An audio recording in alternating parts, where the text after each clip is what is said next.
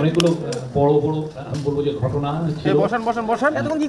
হচ্ছে যে সকালবেলায় আপনারা জানেন জুলাই গণ অভ্যুত্থানে যারা নিহত হয়েছেন তাদের পরিবার এবং যারা আহত হয়েছেন তাদের অনেকে এসেছিলেন এবং আমরা আজকের থেকে সরকারের মাধ্যমে তাদের যে তাদের পাশে দাঁড়ানোর কাজটা আমরা শুরু করেছি। আপনারা জানেন যে 21 হচ্ছে এবং 7 জন আহত কেউ দেওয়া হচ্ছে এবং প্রফেসর ইউনূস সেখানে একটা খুবই ইম্পর্টেন্ট, আমি বলবো যে খুবই ইম্পর্টেন্ট একটা স্পিচ দিয়েছেন। আপনারা আমি জানি না কতটুকু এটাকে নিয়েছেন, আমি ওইখান থেকে কোট করতে পারি উনি আজকে কি যা বলেছেন। বিচার তাৎক্ষণিকভাবে করতে গেলে প্রফেসর ইউনূস বলছেন বিচার তাৎক্ষণিকভাবে করতে গেলে অবিচার হয়ে যায়। বিচারের মূল জিনিসটা হলো এটা সুবিচার হতে হবে, অবিচার যেন না হয়। আমরা অবিচারের বিরুদ্ধে দাঁড়িয়েছিলাম বলেই এই সংগ্রাম হয়েছে, এই আত্মত্যাগ হয়েছে। আমরা যদি অবিচারে নামি তাহলে তাদের আর আমাদের মধ্যে তফাৎ থাকলো কোথায়? আমরা অবিচারে নামবো না, আমরা যারা অপরাধী তাদের পুলিশের হাতে আইনের হাতে সোপর্দ করব, যারা অপরাধী নয় পুলিশের হাতে দেওয়ার মতো নয় তাদের মানুষ করব। তাদের বলবো ভাই এদেশ আমরা একসাথে করি, যে দেশ আমরা একসাথে করি, যে দেশ আমরা একসাথে গড়ার স্বপ্ন দেখছি, তোমরাও সেই স্বপ্ন দেখো। এদেশ আমার একার না, তোমারও এদেশ, তুমি এদেশের সন্তান, আমিও এদেশের সন্তান। তুমি আমাকে বহু কষ্ট দিয়েছো, আমি তোমাকে কষ্ট দেব না। আমরা একসাথে যত তাড়াতাড়ি পারি এটাকে একটা সুন্দর দেশ বানাবো। যারা অপরাধী তাদের অবশ্যই বিচার করতে হবে, যারা অপরাধী নয় তাদের সৎ পথে নিয়ে আসতে হবে। সারা দেশে সহিংসতার বিরুদ্ধে সবাইকে সজাগ থাকতে হবে। মারামারি করতে থাকলে দেশ এগোবে না, তাদেরকে কৃতকর্মের জন্য ক্ষমা চাইতে হবে, তাহলে জাতি হিসেবে আমরা এগোবো। খুবই পাওয়ারফুল, এটা আমি বলবো যে ওনার তরফ থেকে একটা খুব পাওয়ারফুল মেসেজ অফ রিকনসিলিয়েশন।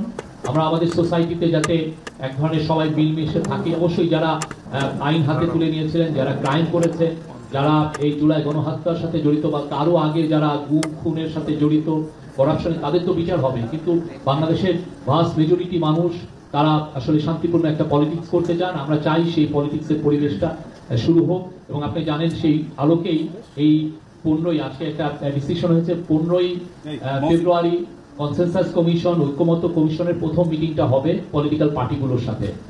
যেই 6টা কমিশনে যেই রিপোর্টগুলো এসছে সেই রিপোর্টগুলো নিয়ে প্রথমবারের মতো প্রত্যেকটা যারা যারা পলিটিক্যাল পার্টি আছেন তাদের সাথে কথা ডায়ালগটা শুরু হবে। আজকে বিএনপি 3 জন নেতা এসেছিলেন প্রফেসর ইউনূসের সাথে দেখা করতে। তারা হলেন মির্জা ফখরুল ইসলাম আলমগীর, সেক্রেটারি জেনারেল সালাউদ্দিন আহমেদ এবং মেজর হাফিজ উদ্দিন আহমেদ। তাদের আসলে মূল বক্তব্য ছিল তারা এই যে কিছু পরিস্থিতি উদ্ভব হয়েছে সেই আলোকে দেশের পিস এন্ড স্ট্যাবিলিটির ব্যাপারে জোর দিয়েছেন। তারা বিচার কাজ যাতে খুব দ্রুত হয়, যারা এই অন্যায় অত্যাচারের সাথে জড়িত ছিলেন তাদের বিচার কাজ যদি খুব দ্রুত হয় সেগুলোর জন্য বলেছেন। এবং বিএনপির অসংখ্য কর্মী, বিএনপিকে অপোজিশন অনেক অসংখ্য কর্মী আপনি জানেন তাদের বিরুদ্ধে প্রচুর মামলা ছিল। তারা বলেছেন প্রায় 1,25,000 মামলা, এবং সেই মামলার একটা বিষয়ে তারা জানতে চেয়েছেন যে এটা খুব দ্রুত যাতে মামলাগুলো, যেহেতু এটা হয়রানিমূলক ছিল এবং এতে অনেক ক্ষেত্রে গায়েবী মামলা হয়েছিল, সেগুলো উদ্যোগ করার কথা বলেছেন। আর এই অপারেশন ডেভিল হান্ট শুরু হয়েছে, তারা বলেছেন যে এখানে যেন কোনো হিউম্যান রাইটস এর কোনো রকমের কোনো ভায়োলেশন না হয়। এবং চিফ অ্যাডভাইজারের তরফ থেকে বারবার বলা হয়েছে কোনোভাবেই হিউম্যান রাইটস ভায়োলেশন হতে দেওয়া হবে না। যারা যারা অন্যায় অত্যাচারের সাথে জড়িত, যাদের এগেইনস্টে সুস্পষ্ট অভিযোগ আছে ক্রাইমের, তাদেরকেই এই অপারেশন ডেভিল হান্টের আওতায় আনা হচ্ছে, তাদেরকে আইনের আওতায় আনা হচ্ছে। এই ব্যাপারে আমরা খুবই সিরিয়াসলি মনিটর করা হচ্ছে। কোনো ধরনের কোনো হিউম্যান রাইটস এর কোনো ভায়োলেশন আমরা চাই না হোক এবং হবেও না। আর বিএনপি তরফ থেকে ইলেকশনের বিষয়ে বলা হয়েছে যাতে তাড়াতাড়ি ইলেকশন হয়। প্রফেসর ইউনূস বলেছেন যে অবশ্যই উনি এই বিষয়ে পুরো কনসেনসাস কমিশনের কাজটাই হবে এই বিষয় নিয়ে তাড়াতাড়ি কাজ করা। এবং এটা আপনারা জানেন আমরা এর আগে তো দুটো টাইম দিয়েছিলাম, একটা টাইম হচ্ছে এই বছরের ডিসেম্বরের মধ্যে, আর একটা পরের বছর জুনের মধ্যে। এখন এটা নিয়ে সামনে আপনারা আরো এই বিষয়ে আরো কিছু শুনতে পারবেন।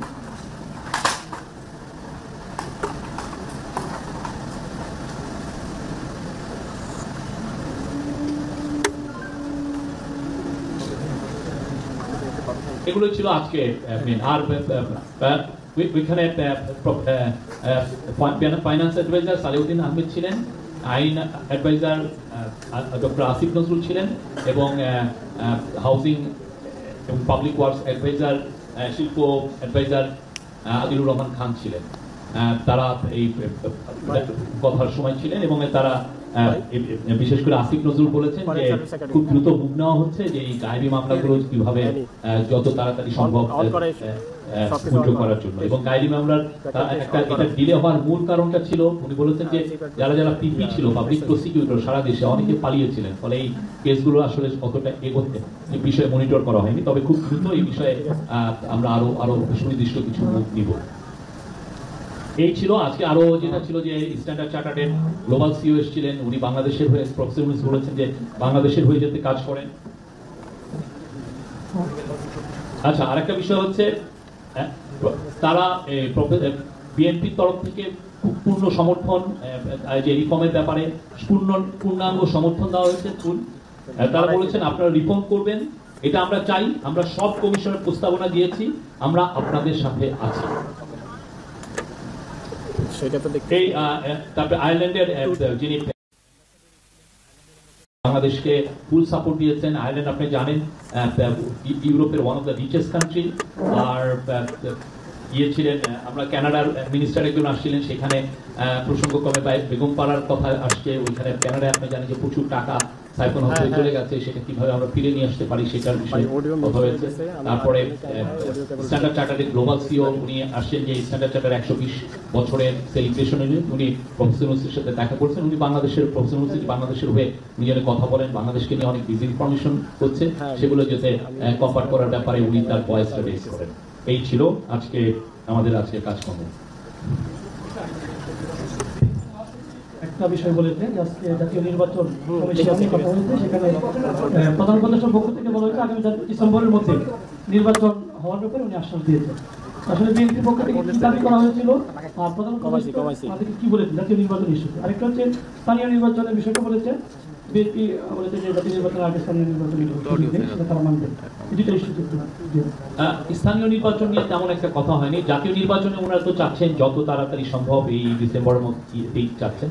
আমাদের তরফ থেকে চিন্তা ভাবনা হচ্ছে এই বিষয়ে কাউন্সিল অফ অ্যাডভাইজার আছেন, তারা দেখবেন যে যখন এই ধরনের কোনো ডিসিশন হয় আপনারা জানেন। তারপরে আমাদের লেভেল স্কটল্যান্ডের সিটিং মিলে গেছে, আমি আরেকজনের ক্যামেরায় অডিও কেবল দিকে দিয়ে তারপরে নিতেছি।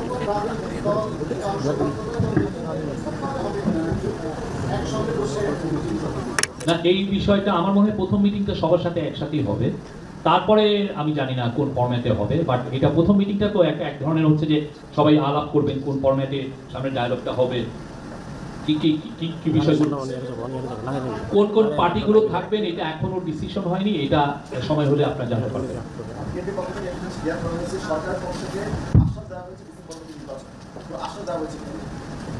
এটা আমি তো বললাম, আমি একটু আগে ওনাকে যে কথাটা বললাম, ঠিক এর বাইরে আসলে আমাদের বলার কিছু নাই।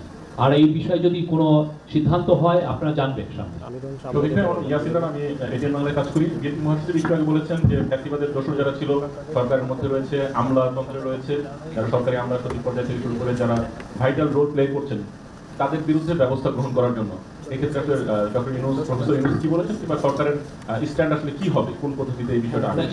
যে সমস্ত বিষয়ে আইনগতভাবে আমরা মেজার নেওয়া যায়, আমরা কিন্তু সেগুলো মেজার নিচ্ছি, আমরা কিন্তু বসে থাকছি না।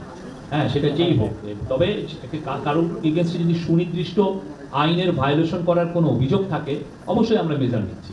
এবং অনেকে আপনার দেখি সেই বিষয়ে অনেকগুলো কাজ হয়েছে, আমরা কিন্তু রেগুলার আপডেটও দিয়েছি। এর আগে আমরা 5 মাস শেষ হওয়ার পরে বা 100 দিন শেষ হওয়ার পরে অ্যাডমিনিস্ট্রেশনে আমরা কি কাজগুলো করছি, কত লোকের ট্রান্সফার হয়েছে, কত লোক নতুন ফেস কোথায় কোথায় এসছেন, আমরা এগুলো কিন্তু বলেছি। শফিক ভাই, আমি মেহেদী হাসান বলছিলাম একুশে টেলিভিশন থেকে। তো রিসেন্টলি যে সহিংসতাগুলো হয়ে গেল, এইটার ব্যাপারে বিএনপি কি বলেছে? এখানে সরকারের দায় কতটুকু, বিএনপি কি মনে করে? বিএনপি যেটা আমি তো বললাম, বিএনপি স্ট্যাবিলিটির দিকে জোর দিয়েছে। আমরাও বলেছি যে আমরা স্ট্যাবিলিটি চাই। আপনি জানেন প্রফেসর ইউনূস এই বিষয়ে খুব স্ট্রং স্টেটমেন্ট দিয়েছেন, এবং এর ফলে দেখেন ওনার স্টেটমেন্টের পরে দেশে শান্তিটা আবার ফিরে এসেছে। আমি বলবো যে কোনো ধরনের আমরা তেমন কোনো মানে ভ্যান্ডালিজম আমরা দেখছি না। তো আমরা বলছি যে situation is now normal. Shafiq ভাই, আমি নিউজ 24 থেকে মারুফা বলছিলাম।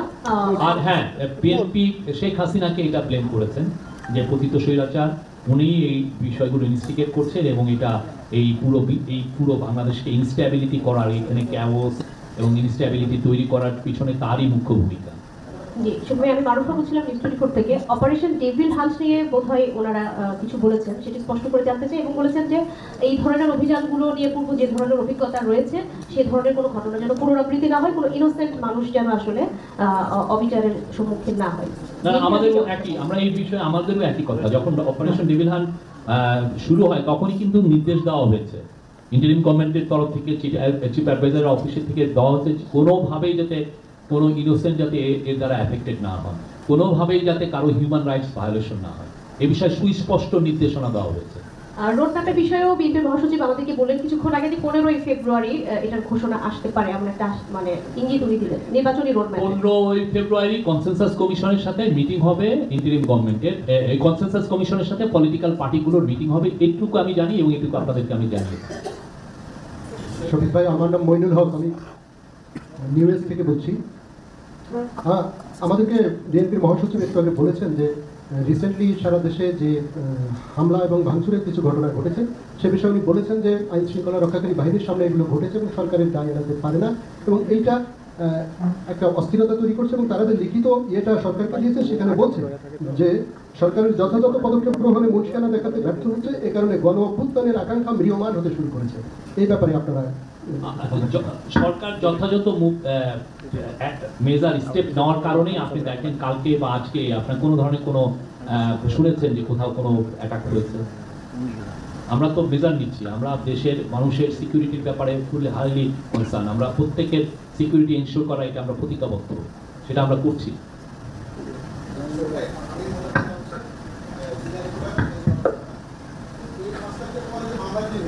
হ্যাঁ, কোশ্চেন আছে পারবো।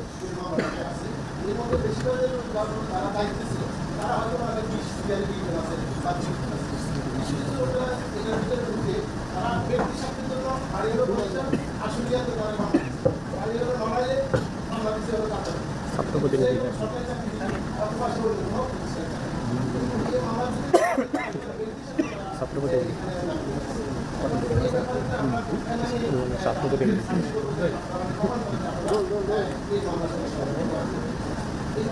না, কোনো মামলার কারণে কেউ হয়রানি হোক এটা আমরা চাই না। আমরা চাই মামলা কেউ